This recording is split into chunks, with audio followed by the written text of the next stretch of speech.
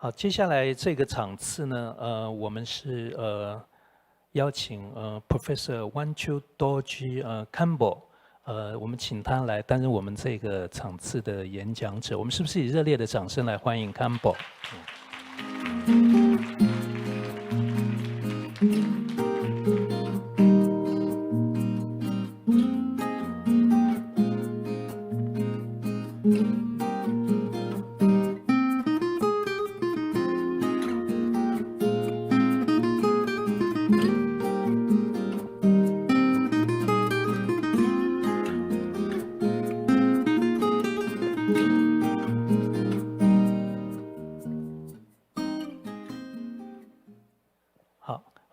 康博本身呢，他目前是担任在恒河的一个圣城，就是瓦拉纳西，那个地方的一个西藏研究的中央大学，那么西藏研究的中央大学，它的前身是西藏高等研究的中央学院，他目前是在那个地方任教。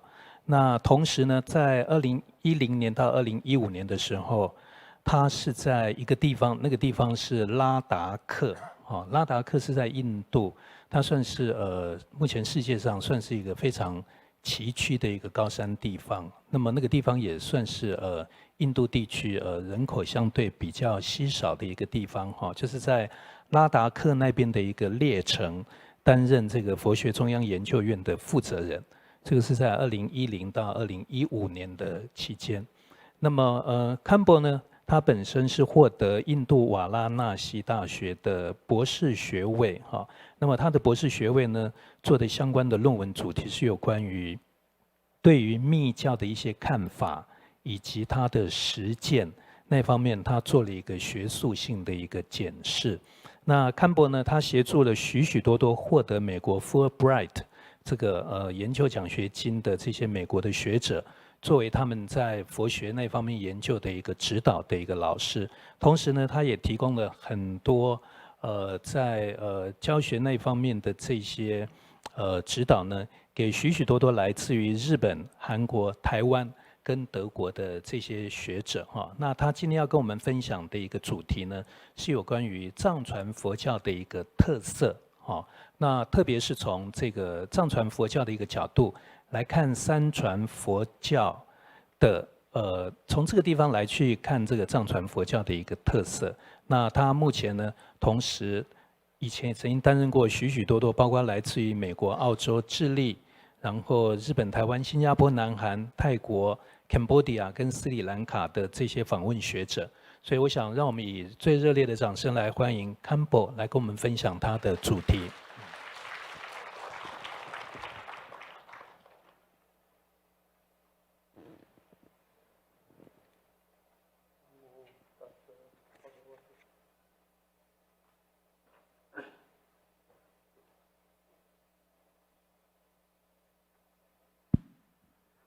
Namo tassa bhagavato arahato samma sambuddhassa. Namo tassa bhagavato arahato samma sambuddhassa. Namo tassa bhagavato arahato samma sambuddhassa. Gangi tursi nyerzunga tawa tamje pongwe siddambe chuni tunzebi gotamde la santa.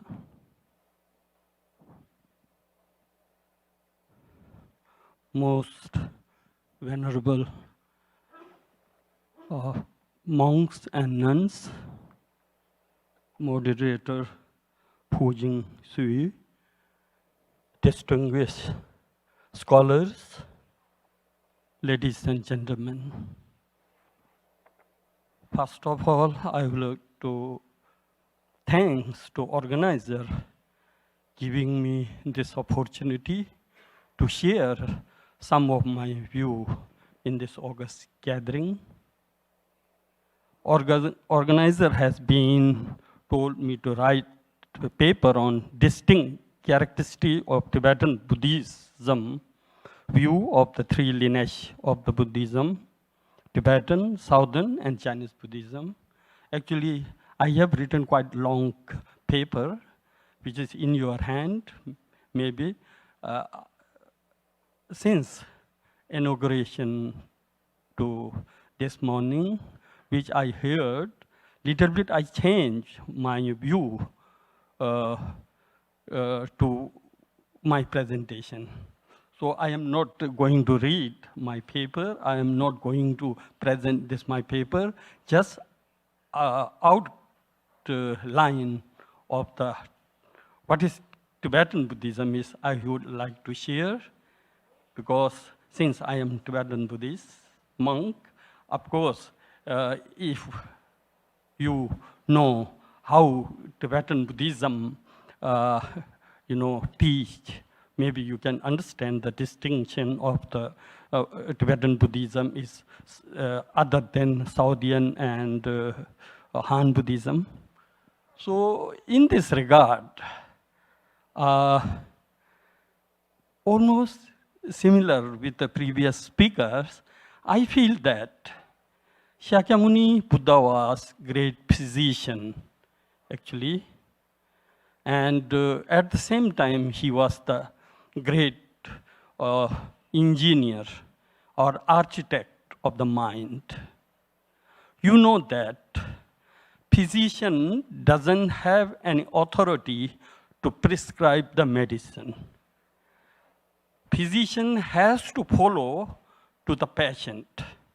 For example, if some patient is suffering with the tuberculosis, need to prescribe the TB antidote. If someone is suffering with the cancer, need to provide the antidote of the cancer. And of course, if someone is suffering with a headache and diarrhea, so on, need to prescribe according to the disease. Likewise, I think Shakyamuni Buddha taught at different types of, antidotes. It is, I think, important. For example, we are in this hall, more than 300 people. Of course, we are all human beings.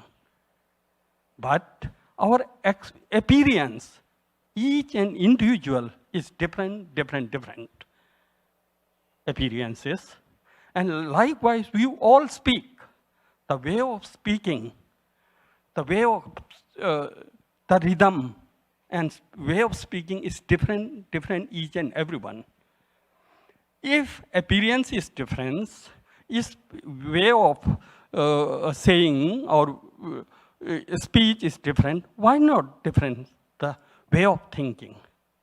This should be need to respect, I think. So therefore, Buddhism is diverse. It is the characteristic of, I think, Buddhism. Therefore, you can see in the Buddhism, of course, Theravada tradition is there. Among Theravada tradition, there are 18 schools already occurred during the Ashoka, till the Ashoka period. And if you see the Mahayana, again, there are Vaibhashika, Swatantrika, Vijnanvadin, Madhyamik. And in Vajrayana, again, you can see action tantra, performance tantra, yoga tantra, higher yoga tantra, and so on. So of course need, because the people had different dispositions, different levels. According to different level, need to show the path, I think. So therefore, I think that Buddhism is very vast and deep. So whenever someone come to me and ask, please, Negi, teach me Buddhism, then I ask to the person that, because I don't have the clearance power, Shakyamuni Buddha has clearance power. He knows the level of the people, level of the trainees, and according to the level of training, he teach. But I don't have that power, that potential. So I ask those who want to know Buddhism, then I asked him, why do you want to learn Buddhism? What is your goal? What is your intention to learn Buddhism? If you want happy in this very life, of course there is some way. If you want to reborn in higher realm, in next life, if you want to achieve form realm, formless realm, or God realm, of course there is way, there is path. And if you want to free from this cyclic existence, if you feel that this world is full of suffering, you want to free from this cyclic existence, then definitely, of course, there is way, there is path, which taught by Buddha. And if your intention is practicing bodhisattva path, if you wish to help limitless being, sentient being, of course, there is bodhisattva path. And at the same time, if you want to attain Buddhahood in this very life, again, there is also path. So, what would you like? Why you want to learn Buddhism? Then according to the trainees, according to the person, I try to explain. And same time I told to my students and of course those trainees, of course Buddhism is still alive, okay? Four Noble Truths, Eight Popa, Pratitya Samutpat, and all Mahayana and Vajrayana tradition, whatever Buddha has taught, still we have that lineage. So it is up to you what kind of teaching you need, I ask. So in that context, if someone wish to have happiness in this very life, of course, yes, there are many ways to happiness life. So again, when we talk about happiness, again, we need to know that what is happiness is. We need to find out what is suffering is. When we talk about the suffering and happiness, of course, according to Buddhism, our personality is constituted of the name and rupa. Our personality is not only the biological stuffs, not only the physical stuffs. Of course, mind is also there. In order to gain genuine happiness, we need to balance both from body and the mind. So Buddha has taught that. What is person is? Of course, person is 5 aggregates: form aggregate, feeling aggregates, perception aggregate, mind volition, and consciousness aggregate. Of course, among 5 aggregates, 4 are belong to the mind and mind volition part. 1 is only the physical part. So when we talk about suffering and happiness, of course, suffering of physical and suffering of mental, we need to know that. Without which, I don't think we can interpret Buddhism proper way. In order to get physical fitness, so we need, like bread, we need clothes, we need shelter, we need vitamins, we need carbohydrate, and minerals, and so on. Not only that, we need yoga, exercise, many things to keep our body fit. Keep our body fit is not the happiness, genuine happiness or ultimate happiness. In this context, I can say that in this hall, we are physically fit. We all are physically fit. If you are suffering with the physical, definitely either we are in the hospital or in our house, in bed. We are all here. It shows that we are physically fit. But contemplate that, whether you are satisfied with your life. Are you happy? Then, if you are not happy, what is that? That is physical or mental? That is mental. So likewise, in order to keep fit body, so we need to keep mind fit, morality, concentration, and wisdom we need. We need to go parallel. Without which we can't get the genuine happiness. So when we talk about the mind happiness, then we need to think of that. What is the origin? What is the cause of mental distraction, mental problem? We need to think of that. I think most of Buddhist teaching is emphasized on the mental side rather than physical side. Sometimes I think that mental happiness is more powerful than physical, I think, happiness. Even sometimes our physical, requirements, when our mind dominate, it creates lots of trouble. For example, we need clothes. Without having clothes, we need cold. Huh? And we need, of course, AC and many things we need. Of course, we need shoe and so on. This is the requirement of the physical body to keep fit.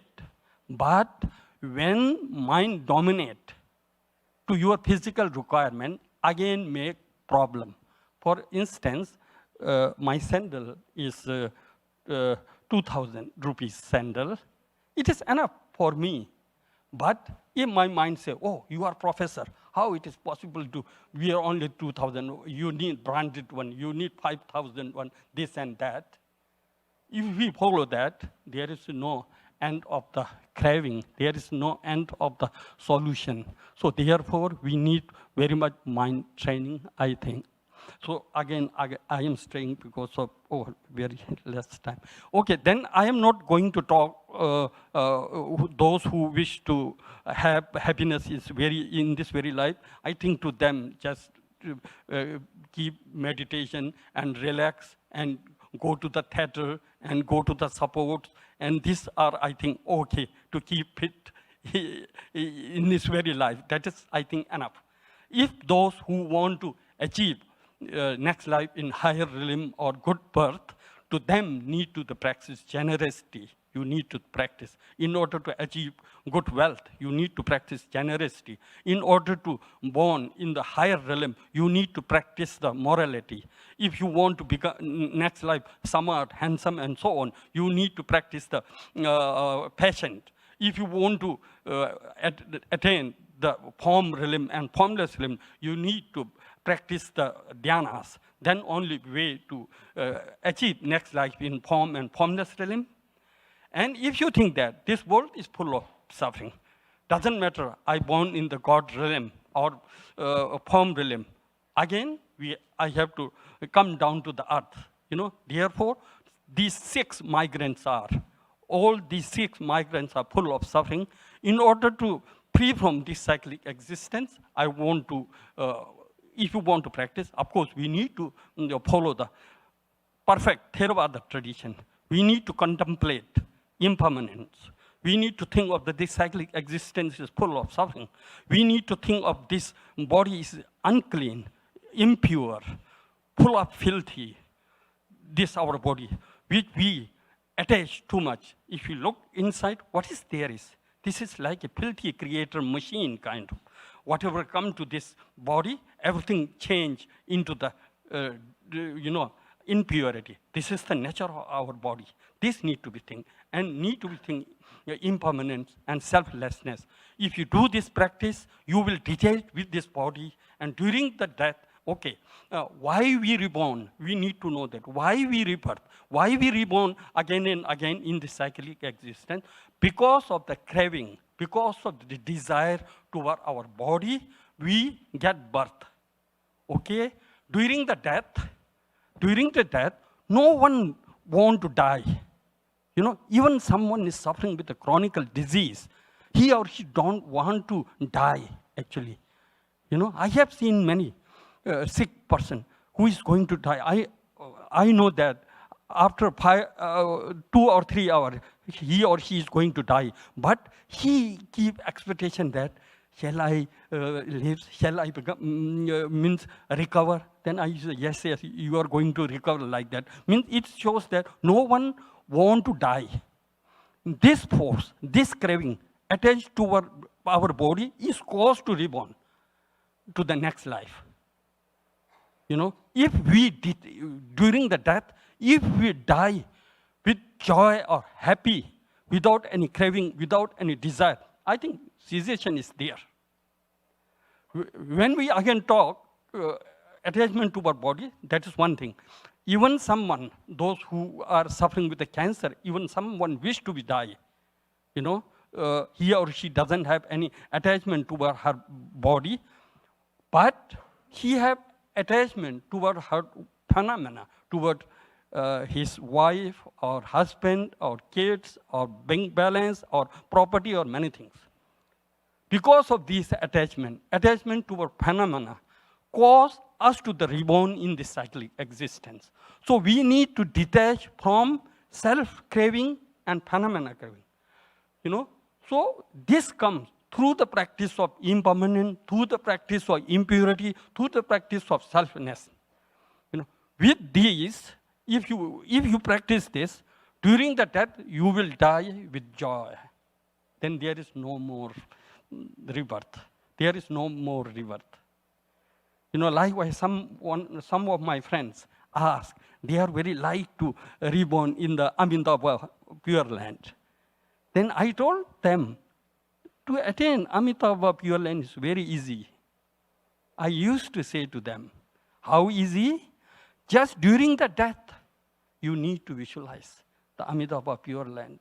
During the death, if you are oneness with the Amitabha, during your last breath, if you are contemplation, if you imagine of the Amitabha Pure Land, your soul will, your spirit will directly go to the Amitabha. Actually, last moment is very much important, I think. So this is what I can say according to Theravada tradition. They feel that, they think that the cyclic existence full of suffering. Therefore, in order to free from cyclic existence, they contemplate what I have mentioned before. But according to the Mahayana tradition, no. According to the Mahayana tradition, this world is not full of suffering. This world is the pure land. This world is the palace of joy.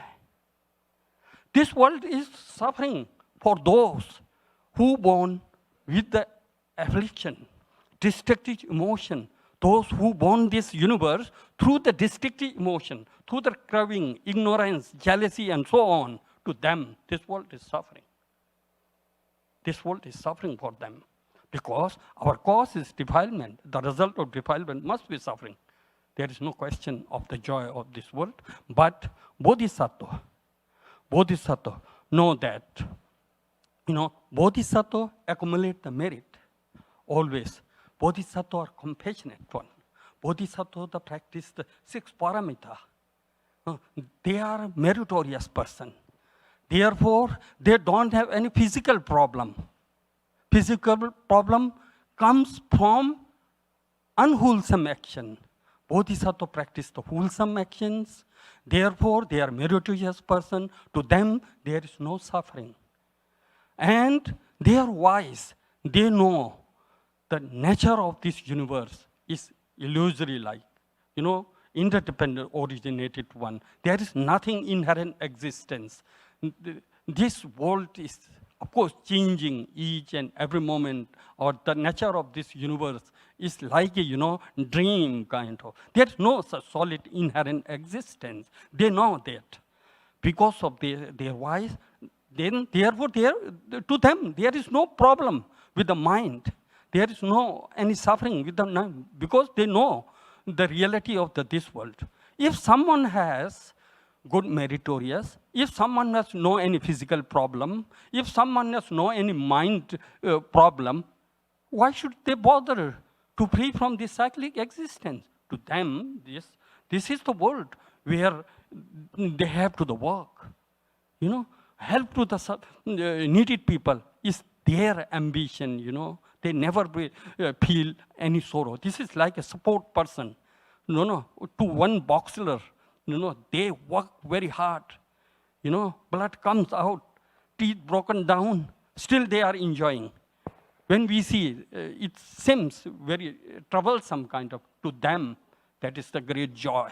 That is the great honor for them. Likewise, I think Bodhisattva, because of the meritorious action and the wiseness, to them this world is not full of suffering. Therefore, they pray. Jisit namka neberdu, desit dang ni Negi jo doe dungal sebre, till space will remain. sentient being will remain. Till sentient being will remain, I will reborn in this universe again and again in order to mother-like being, save to mother-like being. That is their supplication. That is their prayer actually. They enjoy to reborn in this cyclic existence in order to benefit the being. This comes through the understanding of interdependent origination. You know, since beginning of this time, we depend on the, beings. Our happiness is come out from sentient being. That is, I think, very important to need to know that. You know, everything is interconnected, interdependent. I used to say my students, for example, when we are having cup of tea, we need to think of where does this tea come from? These tea leaves come from the tea bagan, where laborers are working hard in sun and rain. And through their work hard, tea come to the market and come to your table. So you need to think of that. These teas come from the many people's hard work. If you realize that, when you see the poor people, when you see the labor, hard worker, your compassion toward will comes out by its own kind of. That's what we need. For example, this beautiful building, who built this? This is built by others. You are comfortably here living. This is built by others. We need to think of the depth of the other. We need to think of the other kindness. If we have such attitude, this I use to my colleagues also, because my profession is teaching, when I talk with my colleagues, I used to say that because of these students, you are calling a professor. Because of these students, you are getting salary. If you don't do justice with your classroom students, you are accumulating the unwholesome action. You never be success. You need to be very much honest. You need to think of your students, because of these students, you are knowing as professor of this university, that college, and this and that, right? So we, in that way, we need to apply everywhere, in office, even in the market, even I think need to think of these big agencies, if labor are not work, how they are, how their business will be success, So interdependent origination is very much important to think. Mahayana means, of course, interdependent origination are, of course, explained in the Theravada tradition also, but Mahayana tradition in conventional level also, in order to generate the compassion, so they emphasize interdependent origination very much. Actually, short of time, otherwise I want to explain little bit emptiness and interdependent origination. Anyhow, 3 minutes still more, so I want to explain little bit about the interdependent origination and emptiness, because I think that someone has maybe confusion about what is emptiness is. So I will give you the analogy. Actually, for example, when we see this paper like an inherent kind of, exists by its own nature count, right? When we see this paper, we think that this paper is inherent, its own kind of, but in fact not.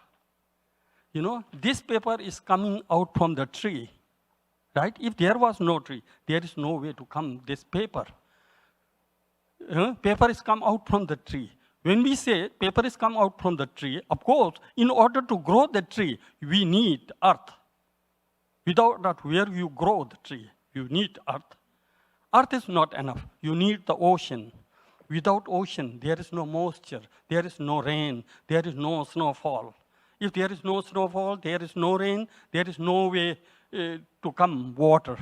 Water is coming out from the ocean. Ocean has big contribution to become this paper. Likewise, of course, sun ray need. Without sun, there is no way to ocean become a stream. So sun has contributed to become this paper. Likewise, we need air, we need space. All these 5 elements contribute to become this paper? You know? The paper is not inherent its own. It's come out from the 5 elements. If you back whatever is contributed by earth back to the earth, whatever is contributed by the ocean back to the ocean, whatever contributed by sun back to the sun, whatever contributed by the water back to the, what is remain there? Empty. Nothing. Of course that is empty. Interdependent is empty. Empty is interdependent. There is no such inherent existence, anything. Sometimes philosophers talk impermanent. To me, impermanent is a very difficult task to understand. You know, what is impermanent is? Whether the nature of impermanence is noneness, when we say arising, ceasing, what is the nature of arising? What is the nature of ceasing? Arising is look like a existence. Ceasing is look like a become noneness kind of. If that is the definition of impermanent, how then existence produced to the noneness? And how noneness produced to the existence? No way. If things is ultimately exist, then how it is disappear? How it become noneness? When we say arising and ceasing, whether there is between gap or not. If there is gap, then how it is possible to arising? Arising from gap is arising from noneness, nothingness. If something is not disappear, then how do you say arising? You know, impermanent is not easy.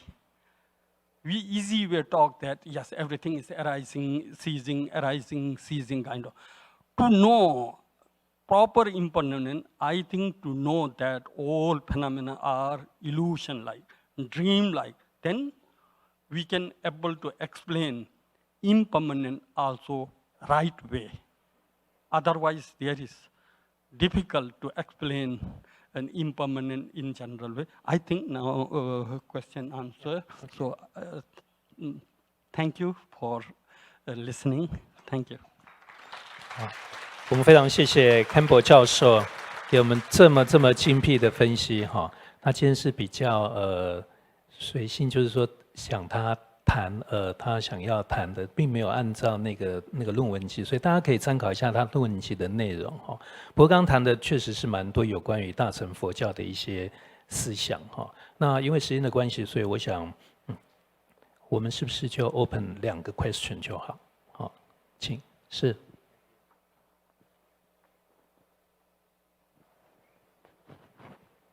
Dear Venerable, I really enjoy your analogy about boxer when you're talking about the 6 parameters. My question is, when we in front of impermanence, how do we deal with or get along with impermanence in a more graceful way? Yes, of course, since beginningless time, we attach toward, permanent kind of, we think that inherent kind, therefore not easy to grasp impermanent very easy way. Of course, gradually, if you contemplate, if you think again and again, if you once become familiar with, maybe then you will enjoy with the impermanence, Of course, we hold very rigid way. Therefore, we are suffering lots. Therefore, we are suffering lots. For example, someone has said 1 month ago, someone abused you, or someone maybe praised you 1 month ago. Still, you are holding rigidly, You think that, yes, only this morning, only very moment he and she abused me, kind of. We feel very much anger.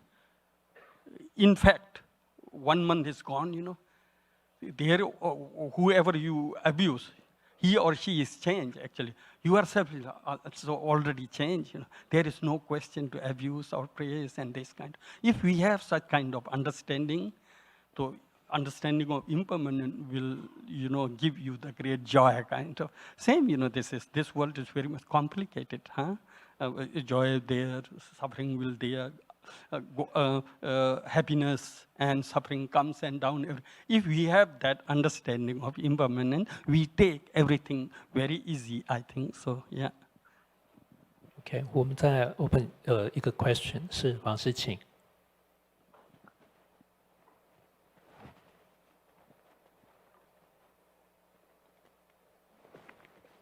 Bante, I enjoyed quite a lot your presentation, but I have to make a comment on what you said about dukkha of Theravada tradition, and I would like also to listen your comment on what I am going to say. I think about suffering, our understanding about suffering is sort of revealed in different layers. That one level, as I understand, is sanya vijnana level, that is the level of general sense perception. So at that level, you actually do not see suffering, and at that level, you are attached to the sense perception, and sort of then you sort of have the desire of them. And at that level, actually, you have sort of joy in them, but there are negative results, because all this attachment is finally going to be a sort of suffering, then that we call asadhak, negative consequence. That is the sanya vijnana level, the ordinary sense perception.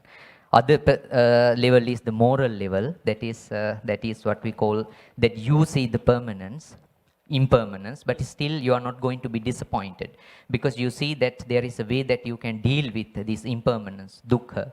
So then what you are doing is that you follow, okay, what is the way that you can approach with this suffering? Then you know, I mean, if you are a Buddhist, I mean, if you are looking from the Buddhist perspective, that you understand, okay, there is a moral way to deal with them. Though there is a way that you are, okay, now, okay, even though I see the suffering, I should not sort of desirous of that. I don't have these two things, attachment and detachment. Either I don't have either attachment or detachment. So this is called middle way. So that is the moral level. Upeksha, yeah. Upeksha level. And the third level is the perfect level. That is the enlightenment. So therefore, I think even in the Theravada traditions, so we are not always talking about suffering. So when you come to the second level, I should also say that we are clearly saying that, I mean, when you come to the second level, the path is the Eightfold Noble Path. So for the level, the moral path is the Eightfold Noble Path. So when you are talking about moral path, there is a Pali statement, Kemo Maggo Sovathiko Pitigamaniyo. Kema means protective. Pitigamaniyo means that you have to go with joy. Kemo Maggo Pitigamaniyo Sovathiko means comfortable. So this is a comfortable sort of protective way to deal with sort of suffering. Yes, okay, yes, so definitely. I would like to listen to you. Yes, I agree with your comment. Of course, we Mahayana tradition also, we used to say that, because lack of time, I couldn't go through there, When we talk about suffering, of course, there are three types of suffering. Suffering of suffering, changing of suffering, all pervasive suffering. Suffering of suffering is very gross level. This comes even in old religion. Suffering of suffering can understand everyone.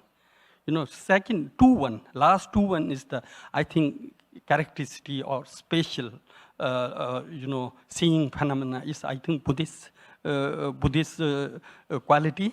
For example, seeing impermanent, everything is, okay, I will explain second one, changing of suffering, This is actually mentioned many scholars before also. Changing of suffering means like those who don't have experience to fly, wish to be fly very much, when I will get to fly kind of, Okay, when you first board in aeroplane, maybe you will enjoy very much. You will happy very much. When you go to San Francisco, like 22 hours, then you will bore, So it means that whatever worldly joy we think, actually that is the suffering.